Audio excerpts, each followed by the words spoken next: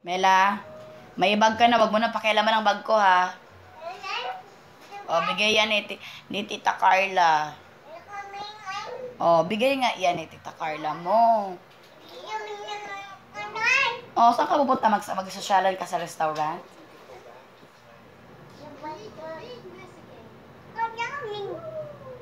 Mela. Ay, arte naman magdala ng bag.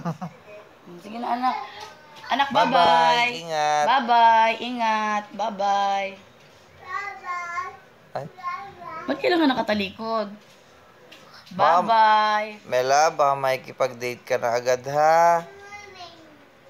Mela, makikipag-date ka na?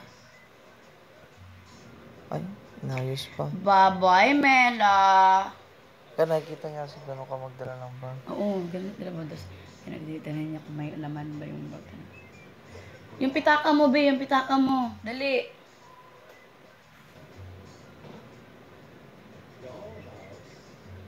Mela, huwag kang makikipag-date muna, ha? Oh, alam niyo, oh. Bye-bye. Pumunta ka ng the fort. Ingat ka, ha? Sana Magsasyalan ka doon, anak, ha? Flying kiss na lang. Ay, kukuha daw siya ng pamasahe. Ibigay sa atin. Di ba ganyan yung...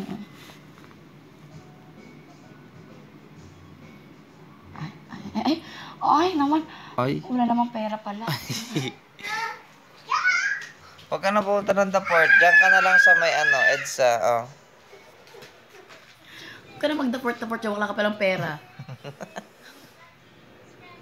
Tapos sumakay ka doon sa kotse mo. Ang kotse mo nasa kwarto, hoy. Ano siya magdala ng bag, ano? Saan na-realize niya na meron na gano'n din yung sarili? Mare! Hi, Mare! Appear naman, Mare. Appear. Mare, appear. Mare, appear naman dyan.